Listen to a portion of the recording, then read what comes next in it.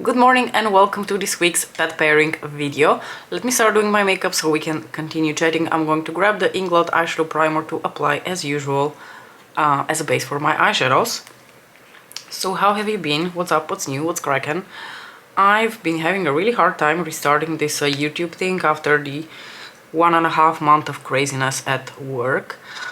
I've talked a little bit about it, but since the beginning of October up until this past Saturday, it's been like a little bit of a marathon at work, and not so much with like actual lab work. In fact, if anything, I'm really behind on lab work because of all of these like work trips and meetings and symposia that we've had in the past 1.5 months. Somehow they just all cramped together in the span of 6 weeks, and it's been a little bit overwhelming and a little bit exhausting, and I think it's eating up so much of my energy that I don't really have that much left over to do the YouTube thing. I mean, it's not like I've completely fallen off the train. You have seen content from me, it's not been really bad. It just feels really difficult to get back into it.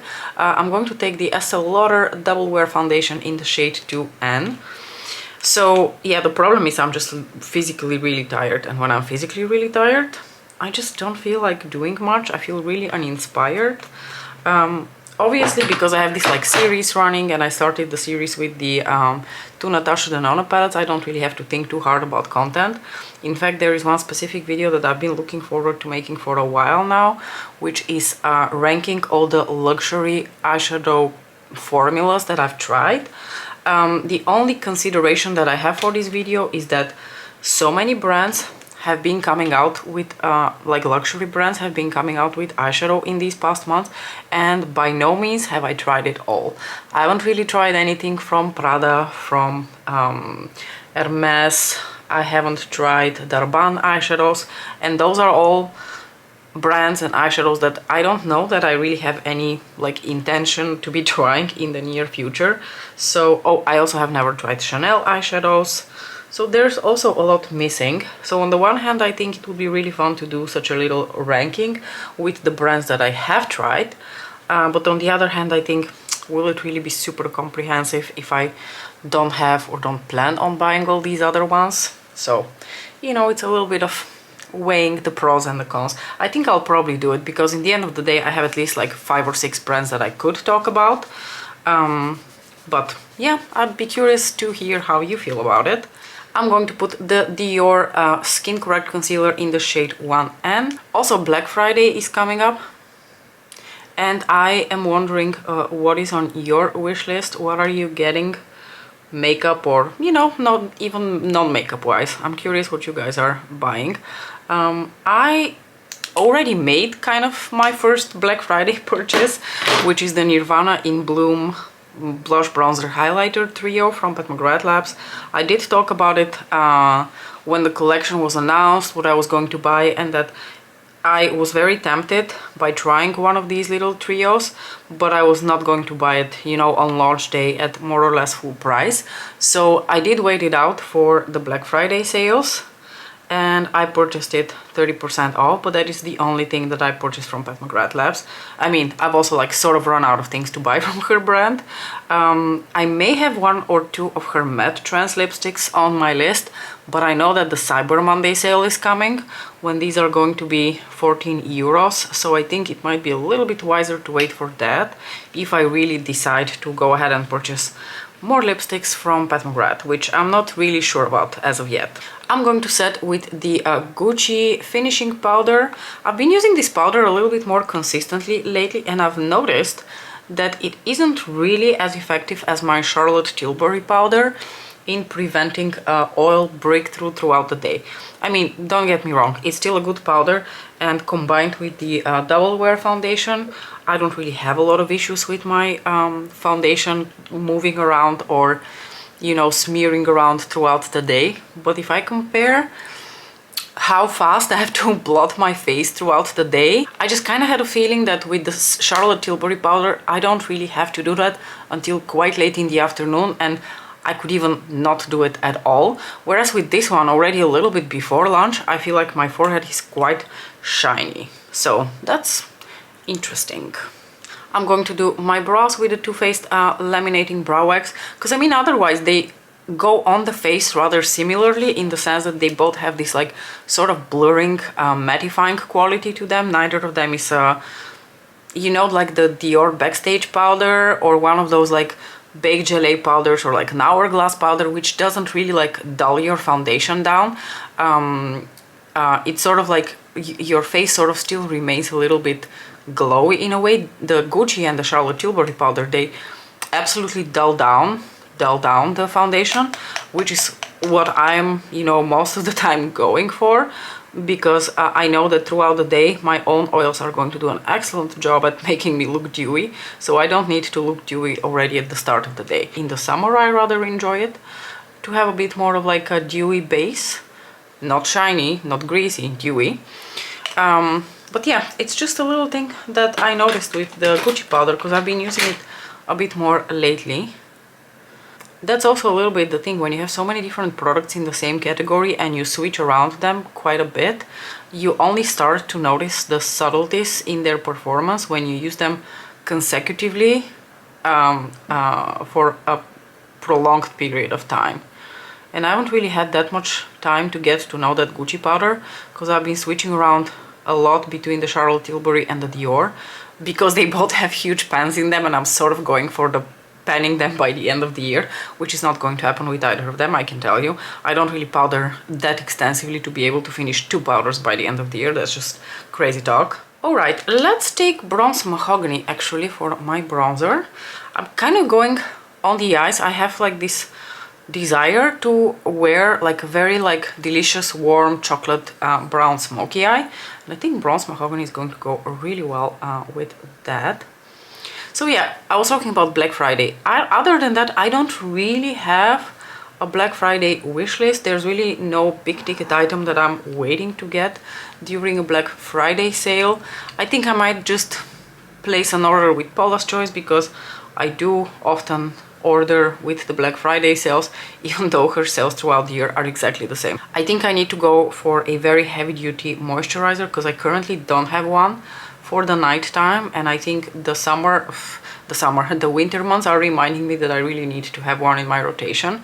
So I might place an order with Paula's Choice, like I said.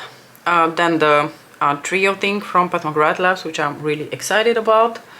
And I have a little cart on our local store, Douglas, that I am probably going to purchase if they have like a solid sale. Although a solid sale here basically means they're going to have 25% off, which is what they have all year long. I can tell Europe doesn't really know how to do Black Fridays. We want to participate, but we really don't get the concept. For my blush and highlighter, I'm actually going to pull out this Charlotte Tilbury Beautifying Face Palette. Oops. I don't really show this on my channel much lately, because I travel a lot with it. So every time I travel, and lately that's been quite a few times, I take this with me. So I feel like, you know, I am satiated in terms of using this palette, but you never really quite see it. So I feel like that's a shame. So I am going to use it on camera today, because I love this little thing. The formula in here is freaking impeccable. I'm going to mix this one with a little bit of maybe this one to apply as a blush. The formula on these powders is something else. It truly feels like a high quality, luxurious powder that you're putting on your face. Oh, I went a little bit crazy with that red color here, so let me blend that out a little bit. So yeah, the Charlotte Tilbury Beautifying Face Palette. Excellent powders. They have this instantaneous blurring quality to them. They're very lightweight on the face. There's really nothing bad I can say about this palette, except for the fact that I would rather have a bronzer instead of one of the blushes. I definitely feel like on this cheek I went a bit overboard, and this looks much better. Thank goodness for the smooth buffer from Sonia G, which is always here to save the day. I'm going to take also the highlighter that is in the palette, an equally stunning formula and a very nice color. So yeah, just wanted to put this little quad to use on my channel, because I feel like I've been talking about really enjoying it, but I haven't really shown it in a while, which is probably making you doubt how much I'm really enjoying it. Trust me, I am really enjoying it. But it would be nice to have, you know, something even a little bit more compact, because now I still have to take an extra bronzer well, I don't have to take an extra bronzer, you know, I can just forgo bronzer when I'm traveling, I'm fully aware of that. But now if I want to have a bronzer, I have to take an extra one because this silly palette doesn't have one. So now with the Pat McGrath one, I eliminate that need. My only concern is that Charlotte Holdcroft seemed to think the highlighter in that palette is too dark for her. If it's too dark for her, it's absolutely going to be too dark for me. Why do I keep piling highlighter on this side of my face? Who knows? I mean, I will try it for myself, but it's obviously not the trio that's really meant for my skin tone. The trio that's meant for my skin tone contained Nude Honey, which I already have, and the advantage of Nirvana in Bloom. Maybe I should have mentioned that, why I chose Nirvana in Bloom. The nice thing about Nirvana in Bloom is that it has a bronzer and a blush and a well, all three are products that I don't have, basically. I have 3 of Pat's bronzers and Bronze Nirvana is not one of them. I'm sure it will be very similar to the one that I do have, which is Desert Glow, but like technically on paper it's a different color. That's really my reasoning behind this. And the blush is a new shade and the highlighter is a new shade, which is why I thought if I make a choice to buy one of these palettes, it should be one that doesn't have any repeats. I spritzed my sponge with a little bit of Fix Plus, which is what I usually do to set all the powdered products on my face. Oh, and you're probably wondering what I have in my cart that I mentioned here for our local store. You can see I haven't filmed in a while because I really am all over the place. But anyway, I would like to try one of the Gucci satin lipsticks.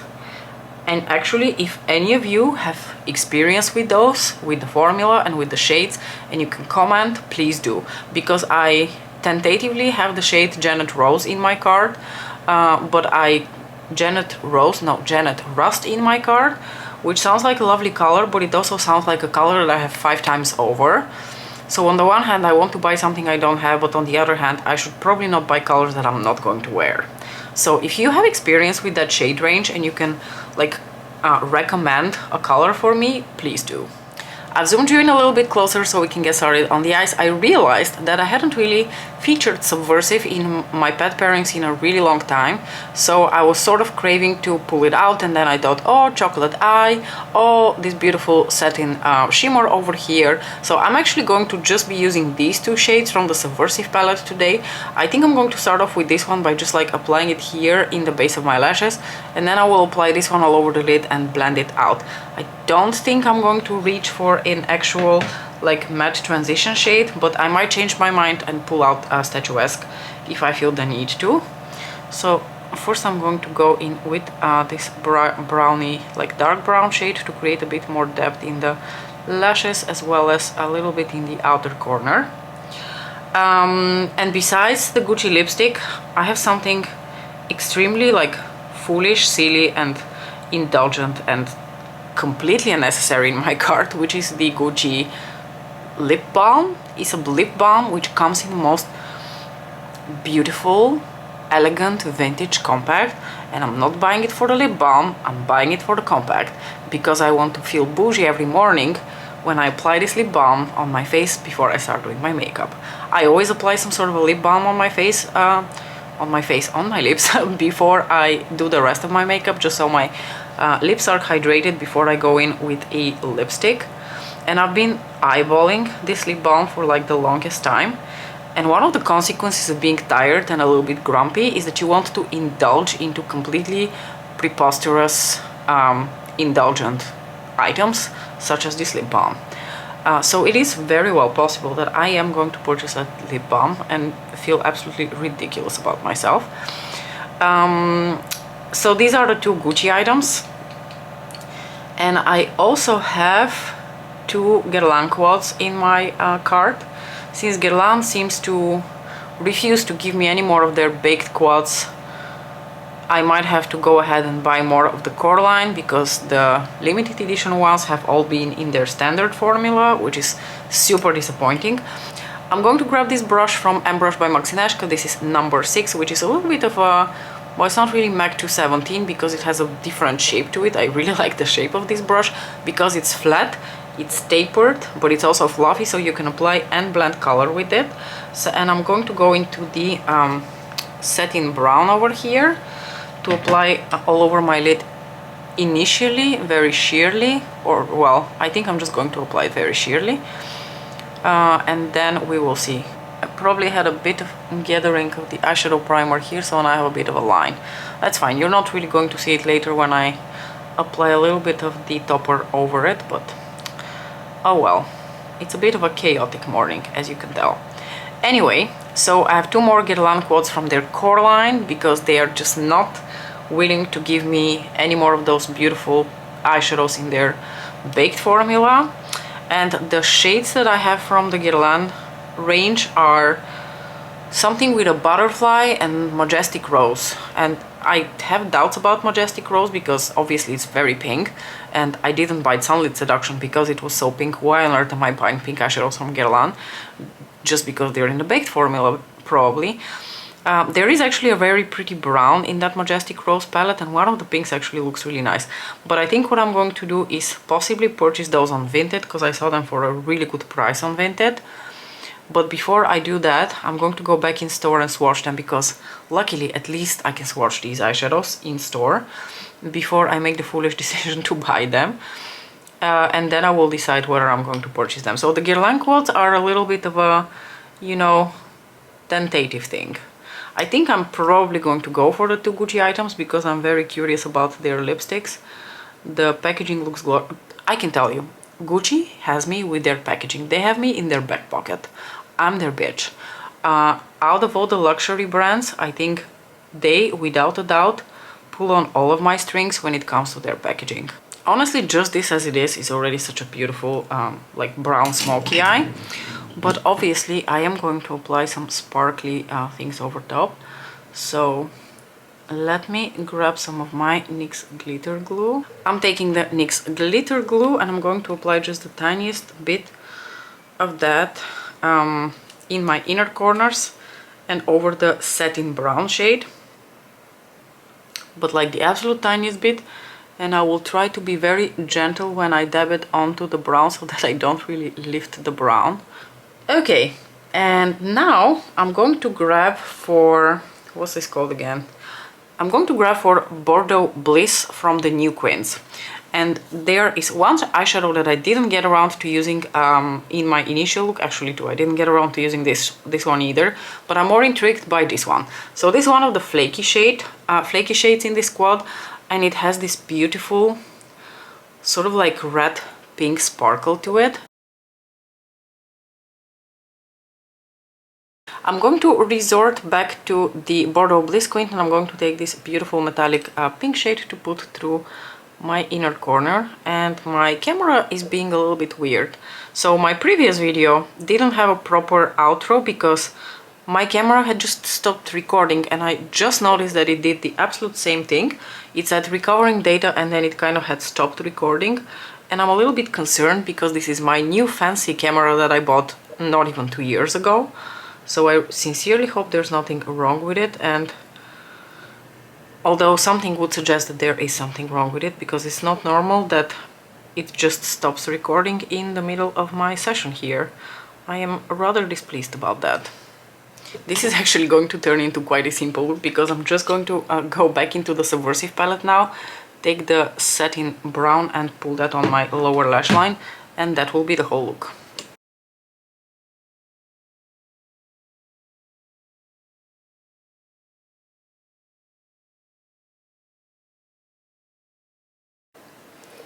Let's do sparkle moment because I feel like you're not really getting the full gloriousness of this look.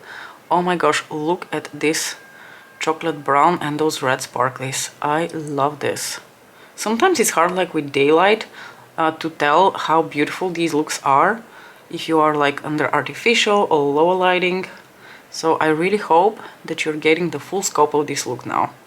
I did actually consider going full chocolate on my lips and just pulling out for Decade from Lisa Eldridge, but then as I was talking about the Naked Cherry and like the berry tones, I was like, ooh, actually with the shirt that I'm wearing, Rocksteady from Urban Decay would be absolutely perfect.